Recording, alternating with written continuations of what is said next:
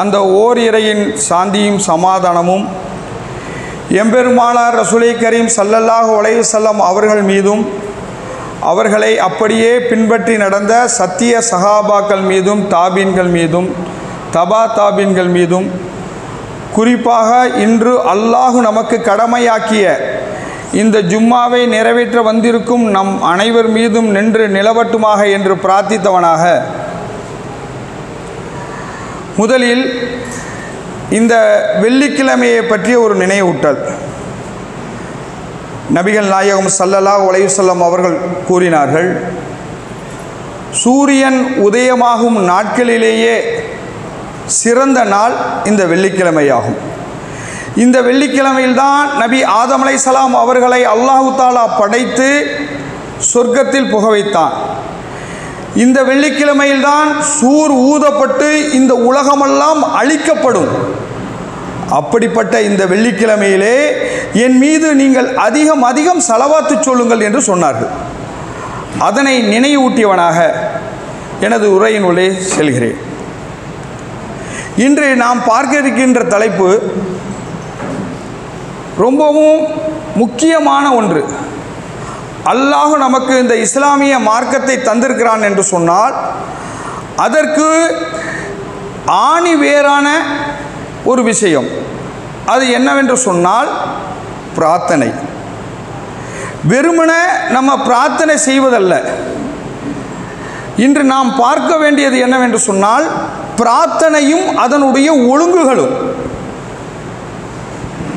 இந்த பிரார்த்தனை என்பது சாதாரண விஷயம் அல்ல. நபிகள் நாயகம் ஸல்லல்லாஹு அலைஹி வஸல்லம் சொன்னாங்க, அத்துவாவு ஹுவல் இபாதா. பிரார்த்தனை என்பது ஒரு வணக்கமாகும். நாமெல்லாம் நினைப்பது போல பொடுபோக்கான விஷயம் அல்ல, 10ஓட 11 அல்ல. இது மிக மிக முக்கியமான ஒன்று. அல்லாஹ் நமக்கு கடமையாக்கிய அத்துணை விஷயங்களும் இது பின்னி பிணைந்திருக்கும். நாம் தொழுகிறோம் என்று சொன்னால் அதில் என்ன செய்கிறோம்? அல்லாஹ் நமக்கு வணங்க சொல்கிறான். அதில் அல்லாஹ்வை புகழ்வதும் அவனிடத்தில் பிரார்த்தனை செய்வதும். அல்லாஹ் நமக்கு நோன்பை கடமையாக்கியிருக்கிறான். அதற்காக இறையச்சத்தை பேண வர வேண்டும் என்பதற்காக நாம் நோன்பு வைக்கிறோம். அந்த நோன்பில் அதிகம் பிரார்த்தனை செய்கிறோம். இன்னும் ஹஜ்ஜி உம்ரா அல்லாஹ் என்னென்ன கடமைகளை நமக்கு தந்திருக்கிறானோ அதிலெல்லாம் இந்த பிரார்த்தனை, இந்த துவா பிணைந்து இருக்கும். ஆகவே அதை நாம் சரிவர அல்லாஹ்வும் அல்லாஹ்வுடைய தூதரும் காட்டி தந்தபடி நாம் பிரார்த்தனை செய்கிறோமா, துவா செய்கிறோமா என்று நம்மை நாமே கேள்வி கேட்டுக்கொள்ள வேண்டும். ஏனென்று சொன்னால் நாம் அல்லாஹ்வை விளங்க வேண்டிய முறைப்படி அல்லாஹ் நம்மிடம் எப்படி பிரார்த்தனை செய்ய சொல்கிறானோ அதன்படி நாம் பிரார்த்தனை செய்கிறோமா? அல்லாஹ்வின் நல்லடியார்களே, 29வது அத்தியாயம், அந்த அத்தியாயத்திலே அல்லாஹ் மக்கத்து காஃபிர்களை பற்றி சொல்கிறான். வ இன்சல்துஹும் மன் ஹலக்கஹும். அல்லாஹ் அதில் கூப்பிட்டு சொல்கிறான், உங்களை படைச்சது யாரு அப்படின்ட்டு அவங்கள்ட்ட கேளுங்க. யார்கிட்ட? மக்கத்து காஃபிர்களிடத்தை. திருமறையில் எல்லாம் சொல்கிறான். அதில் அவங்க என்ன சொல்லுவாங்களாம்? லா யக்கூன் அல்லாஹ், எங்களை படைத்தது அல்லாஹ் தான். ஃபஅன்னா யூஃபகூன், அவர்கள் எவ்வாறு திருப்பப்படுகிறார்கள், சத்தியத்தை விட்டு எவ்வாறு திருப்பப்படுகிறார்கள். இன்னொரு வசனத்தில் திருமறையில் அல்லாஹ் சொல்கிறான், இதே மாதிரியே கேட்குறான். வ இன்சல்துஹும் மன் ஹலக சமாவாதி வல்லர், வானம் பூமியெல்லாம் படைத்தது யார் என்று கேளுங்கள். வ சஹர சம்சவல் கமர், சூரியனையும் சந்திரனையும் தனது கட்டுப்பாட்டில் வசப்படுத்தி வைத்திருப்பது யார் என்று கேளுங்கள். அவர்கள் என்ன சொல்லுவார்கள்? ஃபன்னா யூஃபகூன், அவர்கள் எங்கே திருப்பப்படுகிறார்கள்? அவர்களிடத்தில் கேட்ட என்ன சொல்லுவாங்க? லா யக்கூன் அல்லாஹ், அல்லாஹ் தான் எங்களை படைச்சான், அல்லாஹ் தான் எங்களை ரஸ்க் தர்றான். இன்னொரு வசனத்தில் சொல்றாங்க, வானத்தை படைச்சது யாரு? அல்லாஹ். பூமியை படைத்தது யாரு? அல்லாஹ். சூரியன் சந்திரனை வசப்படுத்தி கட்டுப்பாட்டில் தனது அதிகாரத்தில் வைப்பது யாரு? அல்லாஹ். அப்படி அல்லாஹ் அல்லாஹ் என்று சொல்லக்கூடியவர்களை மக்கத்து காஃபிர்கள் என்று அல்லாஹ் முத்திரையிடுகிறான். அப்ப சிந்திச்சு பார்க்கிறோம், அல்லாஹ்வின் நல்லடியார்களே, நாமும் இப்போ அப்படித்தான் சொல்லிட்டு இருக்கிறோம். நமக்கு சாப்பாடு தர்றது யாரு? ரஸ்க் தர்றது யாரு? அல்லாஹ்னு சொல்றோம். வணக்கத்துக்குரியவன் யாரு? அல்லாஹ்னு சொல்றோம். இப்படி அவர்கள் சொன்னது போன்று நாமும் சொல்லிக் கொண்டுதான் இருக்கிறோம். ஆனால் அவர்களுக்கும் நமக்கும் ஒரு சிறிய வித்தியாசம் இருக்குது. உண்மையான முஸ்லீம் லா இலாஹ இல்லல்லாஹ் முஹம்மது ரசூலுல்லாஹ் என்று சொன்ன கலிமாவை ஏற்றவர்களுக்கு ஒரு வேறுபாடு இருக்க வேண்டும். அது என்ன வேறுபாடு? அது அல்லாஹ் இடத்தில் மட்டும்தான் கையேந்த வேண்டும். அதற்கு உதவியாக மற்றவர்களை அழைக்கக்கூடாது. அந்த மக்கத்து காஃபிர்கள் வானத்தை படைச்சது வேற ஆள்னு சொல்லலை, பூமியை படைச்சது வேற ஆள்னு சொல்லலை, அவர்களை படைச்சது வேற ஆள்னு சொல்லலை. அப்படிப்பட்டவர்கள் என்ன தவறு செய்தார்கள் அதை நாம் அறிந்து கொள்ள வேண்டும்.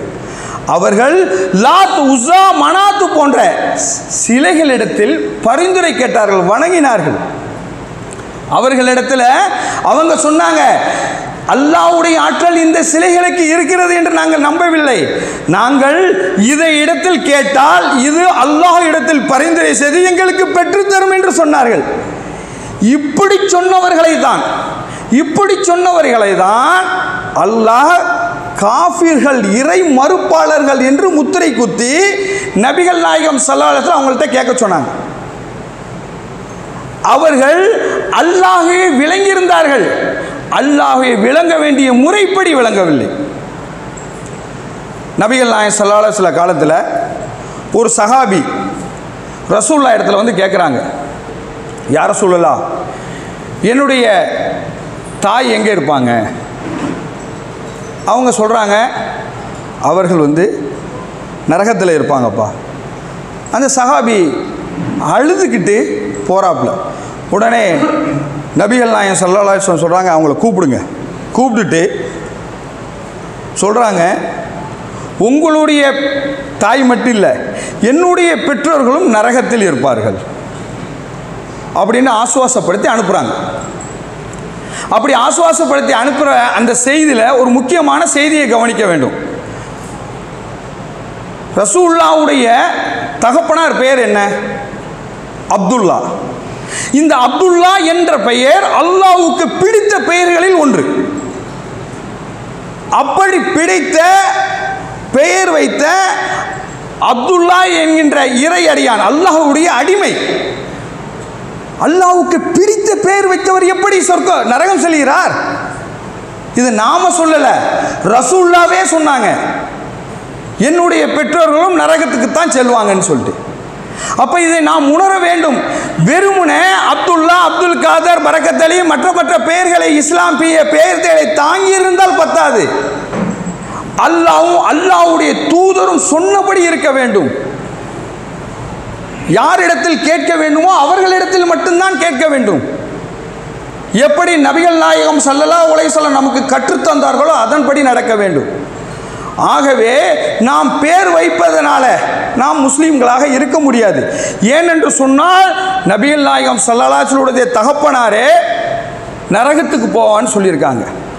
அப்போ அந்த காலத்தில் நபிகள் நாயகத்தினுடைய காலத்தில் அல்லாஹ்வை விளங்கி வைத்திருந்தார்கள். ஆனால் அல்லாஹ்வை விளங்க வேண்டிய முறைப்படி விளங்காமல், அஞ்ச வேண்டிய முறைப்படி அஞ்சாமல் இருந்தார்கள்.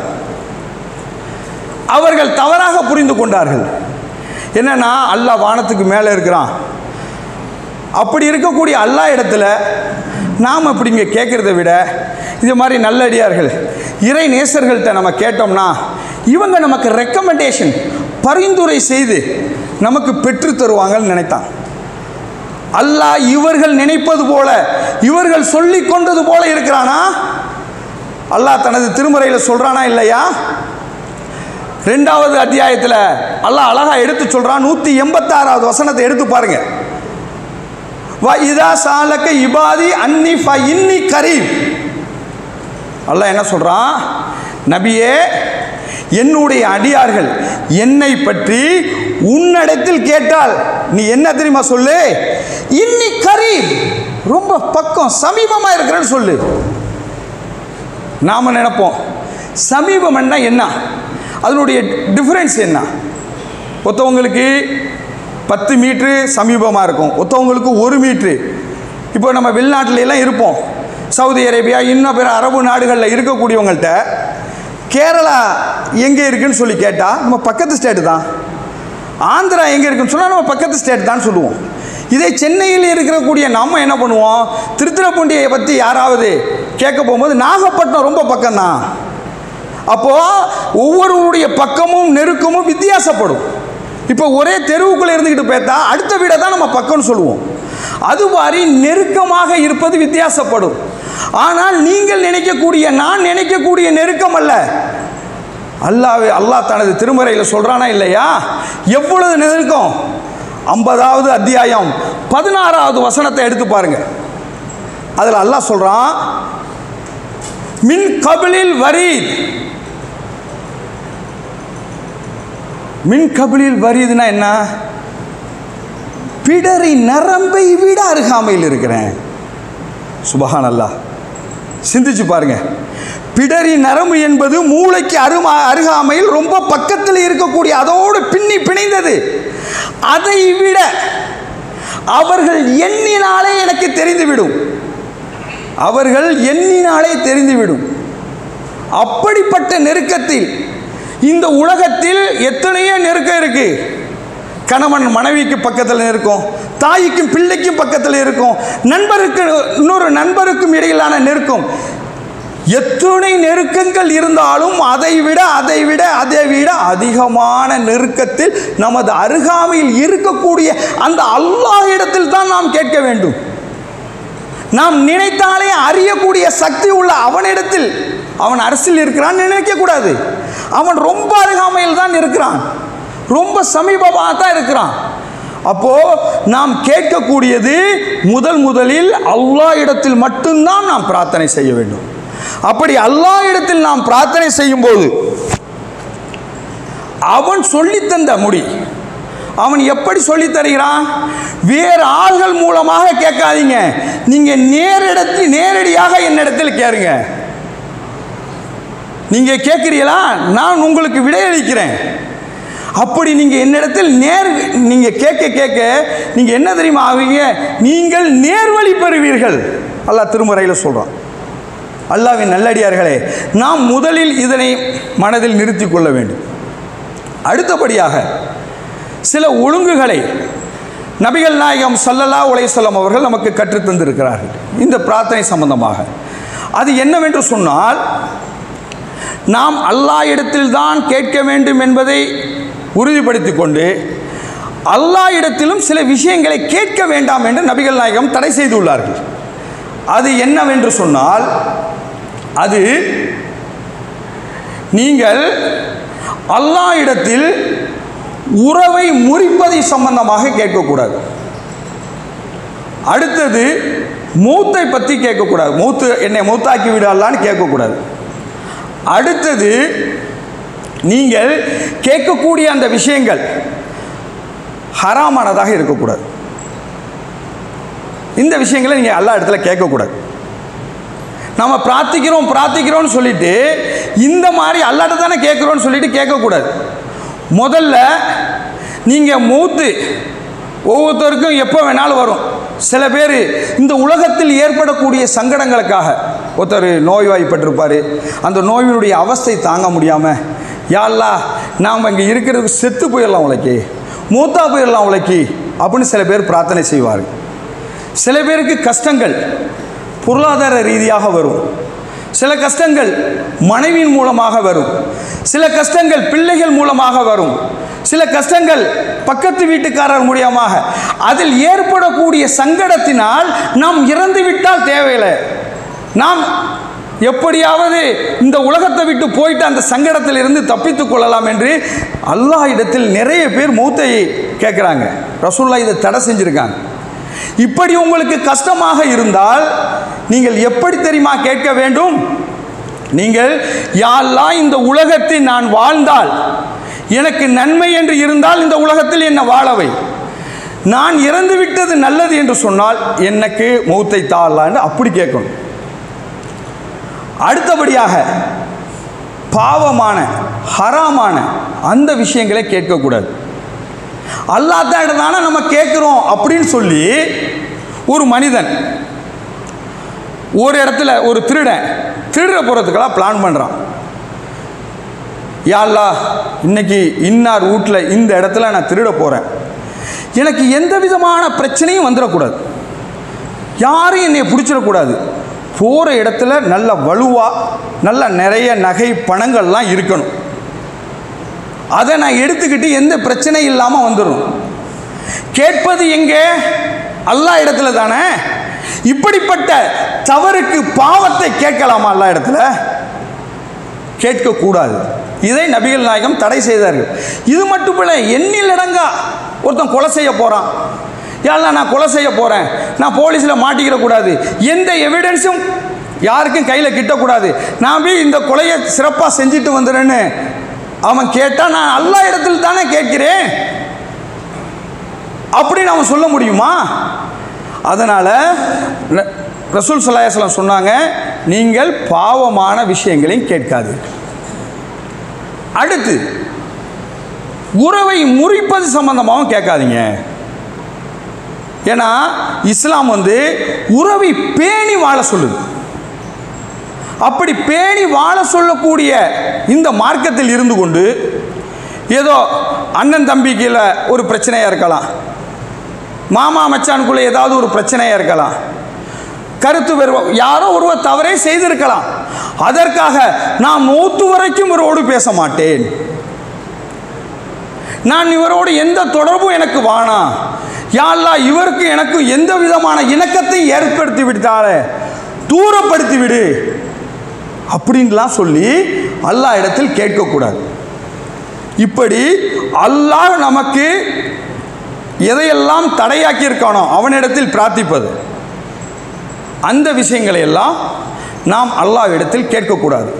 இந்த ஒழுங்குகளை நாம் பேண வேண்டும். அடுத்தபடியாக நாம் அல்லாஹ் இடத்தில் கேட்பதாக இருந்தாலும் கேட்பதற்கு முன்பாக நாம் உண்ணக்கூடிய உணவு, உடுத்தக்கூடிய உடை, பருகக்கூடிய பானம் இதுவெல்லாம் ஹலாலான முறையில் இருக்கும். நபிகள் நாயகம் ஸல்லல்லாஹு அலைஹி வஸல்லம் சொன்னாங்க, ஒரு மனிதன் நீண்ட தூரத்திலிருந்து பயணமாகி வந்துக்கிட்டு இருக்கான், அவனுடைய உடையில எல்லாம் புழுதியெல்லாம் படிஞ்சிருக்கு, யார் ரப்பு என்று சொல்கிறான், அவன் ஹராமாக இருக்கிறான், அவன் சாப்பிட்டது அவன் உடுத்தியது எல்லாம் ஹராமானதாக இருக்கிறது, எப்படி அல்லாஹ் கபூல் செய்வான் அப்படின்னு சொல்கிறாங்க. அப்போது நாம் அல்லாஹ்விடத்தில் கேட்பதற்கு முன்பாக நாம் உண்ணக்கூடிய உணவாக இருக்கட்டும், நாம் உடுத்தக்கூடிய உடையாக இருக்கட்டும், அது ஹலாலானதாக இருக்க வேண்டும். நாம் அனைவரும் இதில் கவனம் செலுத்த வேண்டும். அடுத்தபடியாக நாம் அல்லாஹ்விடத்தில் கேட்கக்கூடிய அடுத்த ஒழுங்கு, அல்லாஹ்வும் அல்லாஹ்வுடைய தூதரும் காட்டி தந்தபடி அது அமைந்து விட்டால் நமக்கு ரொம்ப இலகுவாக கிடைத்துவிடும். நபிகள் நாயகம் ஸல்லல்லாஹு அலைஹி வஸல்லம் சொன்னாங்க, நீங்கள் அல்லாஹ் இடத்தில் கேட்கும்போது ரொம்ப 7வது அத்தியாயத்தில் வருது, நீங்கள் நம்பிக்கையுடனும் அச்சத்துடனும் ஆவலுடனும் ரகசியமாகவும் நீங்கள் அல்லாஹ்ட்ட கேளுங்க. கேட்க போகும்போது எப்படிமா இத்தனை விஷயங்களையும் நமக்கு இது பண்ணணும், ரகசியமாக கேட்கணும், கடந்து கத்தி கேட்கக்கூடாது. மற்ற மதங்கள்லையும் மார்க்கங்கள்லையும் இருக்குதே, கத்தி கேட்குறாங்களே, அதிக மாதிரி கேட்கல, ரொம்ப ரகசியமாக கேங்க. ஆனால் உள் அச்சத்துடன் கேளுங்கள். அது மட்டுமல்ல, அல்லாஹ் தருவான் என்ற நம்பிக்கையுடன் கேளுங்கள். 7வது அத்தியாயத்தை நீங்கள் எடுத்து படித்து பாருங்கள், அதில் அல்லாஹ் இப்படி சொல்லித்தரான். அப்போ நம்ம நம்பிக்கையுடன் தருவான், அல்லாஹ் நமக்கு தந்து விடுவான் என்ற நம்பிக்கை இருக்குது. அவனிடத்துல கேட்க போகும்போது போய் ரொம்ப அலட்சியமாக, யா அல்லாஹ் எனக்கு இந்த தேவை இருக்குது, எனக்கு தந்தா தராட்டி போ எனக்கு முடிஞ்சால் செய், முடியாட்டி செய்யாத, இப்படி போய் கேட்கக்கூடாது. ஏனென்று சொன்னால் நாம் சாதாரணமாக ஒரு முதல்வர் இடத்துலையோ, மாவட்ட கலெக்டர் இடத்துலையோ, ஒரு எம்எல்ஏ இடத்துலையோ, ஒரு எம்பி இடத்துலையோ நம்மளுடைய ஊருக்காக அந்த தேவைகளை நிறைவேற்ற வேண்டும் என்று, கழிவு நீருக்காக இல்லை ரோடு போகணுங்கிறதுக்காக இன்ன பிற ஏதாவது ஒரு உதவிக்காக அவர்களிடத்தில் போய் நிற்கும் போது எப்படி போய் நிற்கிறோம்? பம்மிக்கிட்டு போய் நிற்கிறோமா இல்லையா? அங்கே இருக்கக்கூடிய அந்த உடல் மொழியை வேறு விதமாக இருக்கிறோம். ஏதோ பார்த்து செய்யுங்க, நீங்கள் தான் செய்யணும், எப்படி வலியுறுத்தி அவங்க முன்னாடி போய் நிற்கிறோம். ஆனால் படைத்த அல்லாஹ் இடத்தில் இந்த சாதாரண மனிதன், இவனிடத்தில் மரணிக்கக்கூடிய மனிதனிடத்தில் போய் நாம் கேட்கும் பொழுது எவ்வளவு பவ்யமாக கேட்கிறோம். ஆனால் அகில உலகங்களையும் படைத்து பரிபாலித்து ரட்சித்து காக்கக்கூடிய அந்த எஜமான இடத்தில் எப்படி நாம் கேட்க வேண்டும்? கூனி கூறுக வேண்டாமா? நமது உள்ளங்கள் எல்லாம் அஞ்சி நடுங்கி அவனிடத்தில் கேட்க வேண்டாமா? யா அல்லாஹ், உன்னை விட்டால் எனக்கு நெருக்கதி யாரும் இல்லை, நீ தான் எனக்கு தரணும், உன்னை விட்டால் எனக்கு வேற யாருமே இல்லை, தரக்கூடியவன் நீ தான், என்னுடைய எஜமான என்று அங்கே சரணகதியாக வேண்டாமா? ஆனால் சாதாரண மனிதனிடத்தில் கேட்க போகும்போது எத்தனை வித்தியாசம் காட்டுகிறோம். அங்கே சென்று அல்லாஹ் இடத்தில் நாம் கேட்கும்போது, பிரார்த்தனை செய்யும் பொழுது எப்படி பிரார்த்தனை செய்கிறோம் என்று ஒவ்வொருவரும் சிந்தித்து பார்க்க வேண்டும். அதனால தான் நபிகள் நாயகம் சொன்னாங்க, ஹதீஸில் பார்க்குறோம், நீங்கள் அல்லாஹ்விடத்தில் கேட்டால் வலியுறுத்தி கேளுங்கள். அதுக்கு சஹாபாக்கள் கேட்குறாங்க, யார் சொல்லலாம், நாங்கள் அல்லாவை நிர்பந்திச்ச மாதிரி ஆயிராதா? இப்படி வலியுறுத்தி நீ தந்து தான் ஆகணும்னு சொல்கிறது நிர்பந்திக்கிற மாதிரி ஆகுமா? அதுக்கு ரசூல்லா சொன்னாங்க, கட்டாயமாக நீங்கள் நிர்பந்திக்கிற மாதிரி வரவே வராது. ஏனென்று சொன்னால் அல்லாஹ்வை யாரும் நிர்பந்திக்க முடியாது. ஆகவே அல்லாஹ்வின் நல்லடியார்களே, அல்லாஹ் இடத்தில் கேட்கும் பொழுது நம்ம அச்சத்துடனும் நம்பிக்கையுடனும் தருவான் என்ற அந்த தவக்குளுடன் அவனிடத்தில் நாம் கேட்கக்கூடியவராக மாற வேண்டும்.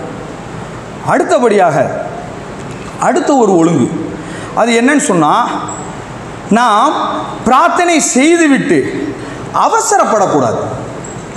உடனே கிடைச்சிடணும், நம்ம கேட்ட உடனே தந்துடணும் அப்படின்னு அவசரப்படக்கூடாது.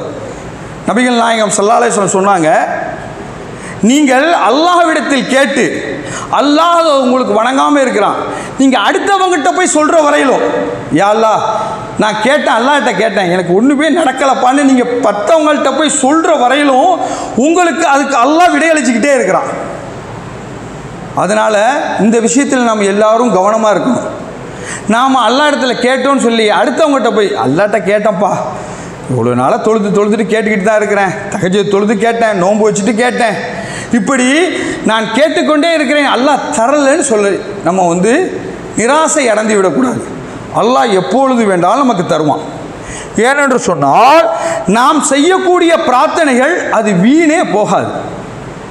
ஹதீஸில் பார்க்குறோம், அல்லாஹ் நமக்கு நாம் கேட்கக்கூடிய அந்த பிரார்த்தனைகளை 3 விதமாக நமக்கு பதிலளிக்கிறான். அதில் ஒன்று, நாம் அல்லாஹ் இடத்தில் கேட்கிறோம், அல்லாஹ் உடனடியாக நாம் எதனை கேட்டோமோ அதனை கபூல் செய்து விடுகிறான்.